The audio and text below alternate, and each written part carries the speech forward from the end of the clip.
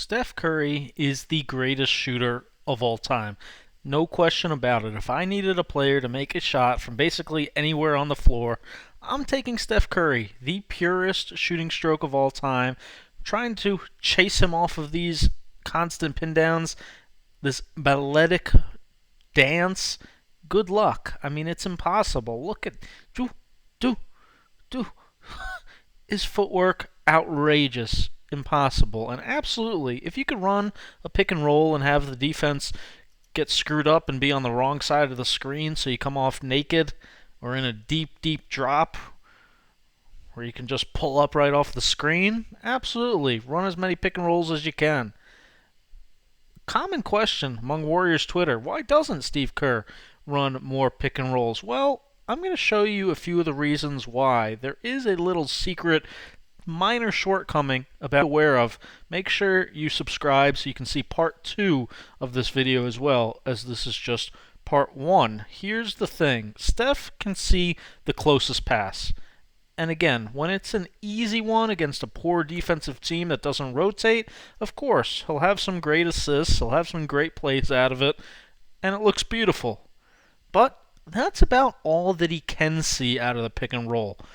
And with traps becoming increasingly common as a way to defend him, which we'll also get to, he's not particularly great passing out of those, again, when he can't see more than the closest guy. Here, this is a play, great example of a pick and roll where guys like Luka, LeBron, Harden, bigger guys, obviously, would get up in the air, see Andrew Bogut on the late pass at the rim, or if the help came in, skip the ball all the way to Klay Thompson in the corner. Steph basically just pivots out of the trap and throws it back to David Lee, getting pretty much nothing out of that pick and roll.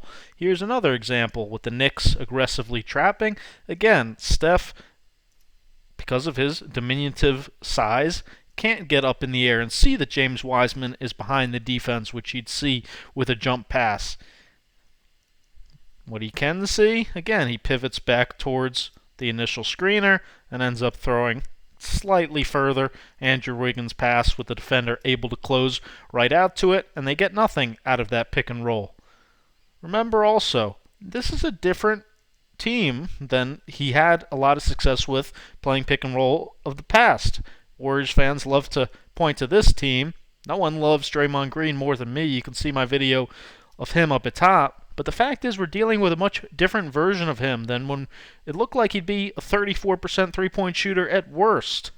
Maybe even up to 40%. Since that 39% in 15-16, 31%, 30, 29, 28, now 23%.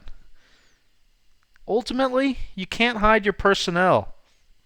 Those looks earlier of Steph coming up off naked, they're basically not available anymore. Because again, teams now, the game plan, which they're really good at, are trapping him almost every time out of the high pick and roll for good reason.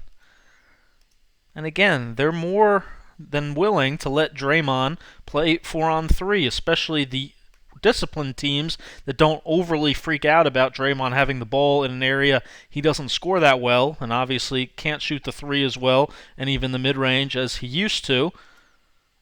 Then the ball ends up inevitably finding guys like Kelly Oubre, whose struggles have been well documented this season. Here's a play Steve Kerr drew up for an ATO to try to get a single side tag, meaning only one defender on the backside should open up a James Wiseman roll to the basket. Why is it not open?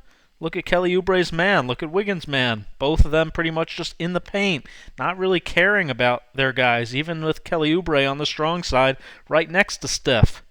Again, personnel is a big deal in the NBA. When you had guys like Klay Thompson, Kevin Durant out there, of course, makes it much harder, much easier to run pick and roll when you can't leave shooters like this.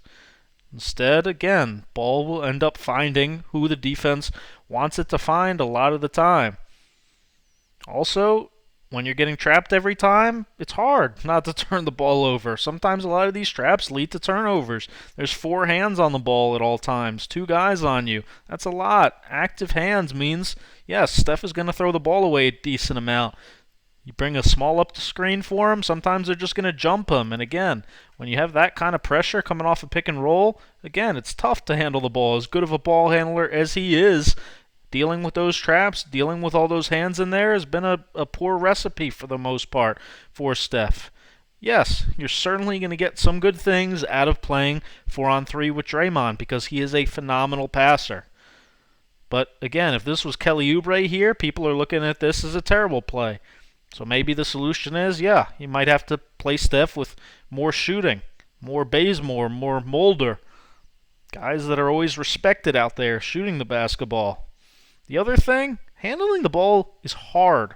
Bringing it up all game, it's taxing. It takes a lot out of you being guarded full court by guys like Elfrid Payton who are looking to make you constantly change direction, getting their hands in there. You don't realize we call this turning a guy in the NBA. The goal is to make them change directions as much as possible, bringing the ball up. This is a lot harder than just running around the court in a jogging stance or even sprinting. Being low in a stance, having to protect the ball, having to constantly change directions, that does take a lot out of you, and it is very taxing physically, not to mention what happens when you actually get into the paint like that. I'd much rather, personally, Draymond handle that part, which he usually does for the Warriors, and Steph can do this part. Little do-do-do, do-do-do, doop. Easy. Off the ball, we know. Basically freedom of movement. You can't touch these guys. He just gets to run around free all day. And again, none of this is to say that he can't make the right read, especially when the Warriors make it easy for him, make the nearest pass, something like this out of a double drag, find a Wiseman roll. Certainly, Steph is enormously capable. He's not bad at anything by any means, but where he's the greatest of all time to me and to people who really study and understand the game at its highest level is the split game, down screens, post splits, coming off of Draymond in particular, throwing it to him in the post, and then these kind of split actions. He is unstoppable, unguardable, playing out of that. The best of all time, point blank, period. Look at how he sets his man up here with a strong basket cut, plant, freeze, pop back, little cat and mouse, relax for a second, and then come right back off again. Unbelievable. That is where he's at his most dangerous, most unguardable. And again, some of these situations even end up kind of looking like pick and rolls because out of the split game, okay, Wiseman goes dribble handoff, and now you've got Steph an open three off of it. Don't just take my word for it, though. Ask Steve Kerr. Steve saying when Steph's at his best, he's flying off screens. Two defenders are running at him. We're slipping to the rim. Guys are getting dunks. Everybody's happy. That's always the balance. We want him to be aggressive, but if we just had him run pick and roll every time, I don't think our team would be that good, frankly. Pause this. Study this quote longer because there's a lot of good stuff, good information in here about why they do what they do. This is basically what Kerr's talking about, though. If you just dribble the ball up the court and the defense can load up to you and they see a pick and roll is coming, it's pretty easy for them to figure out their coverage. No, are we trapping? Are we switching? When you play more like this kind of random style of basketball where, quick, Draymond, pin me, bring me up here.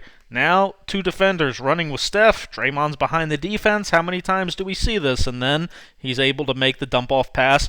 Guys for dunks. How about that? Fouls at the rim.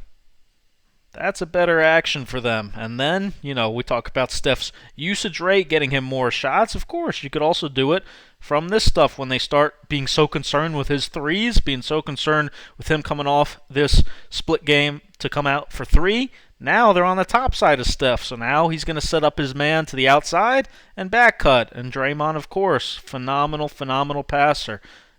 Talk about gravity, all these things. Again, this is where Steph is just unreal, impossible to guard because they're on the top side of him now, and now Draymond, the real point guard basically of this team, delivers a phenomenal pass. Why even bring up a pick and roll, quite frankly, when you can do things like this? This play is a pick and roll play. Dive Wiseman, bring Wiggins up to set a pick and roll. But to be honest, why do we want two defenders on Steph? Again, he might just be better off sometimes doing things like this, getting his shot off one-on-one.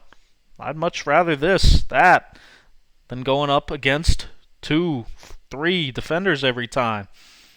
Bottom line, there's nobody more fun to watch fly around the court, hit impossible degree of difficulty shots, and again, the greatest shooter of all time. But Steve Kerr has some valid reasons why he doesn't run pick and roll. Part 2, who wants to look at graphs? I agree, KD. That's why I saved those for part 2, where we have some surprising evidence, actually statistically, that also drives home Kerr's point, and some surprising details why the Warriors don't run more pick and rolls. Thanks for watching. Again, make sure you thumb up, hit that subscribe button so you don't miss part 2, and follow Scout with Bryan on Twitter. Thanks for watching.